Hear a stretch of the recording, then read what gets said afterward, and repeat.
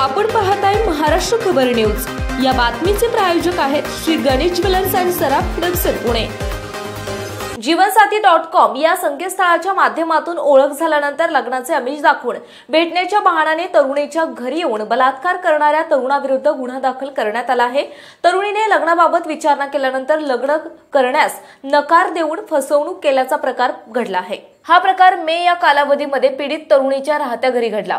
याबाबत 28 वर्षीय तरुणीने बुधवारी 3 तारखेला सिंहगड रस्ता पोलीस ठाण्यात फिर्याद दिली।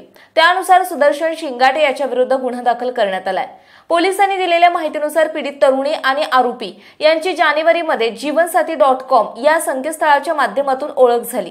त्यानंतर आरोपीने तरुणीला लग्न करण्याचे आमिष दाखवले। त्याने वेळोवेळी मुलीच्या घरी येऊन तिच्यासोबत शारीरिक संबंध ठेवले। मुलीने आरोपीकडे लग्नाबाबत विचारणा केली असता त्याने लग्न करण्यास नकार दिला। फसवणूक झाल्याचे लक्षात आल्यानंतर मुलीने पोलीस ठाण्यामध्ये तक्रार दिली। आपण पाहताय महाराष्ट्र खबर न्यूज। या बातमीचे प्रायोजक आहेत Shri Ganesh jewellers and Saraf production Pune.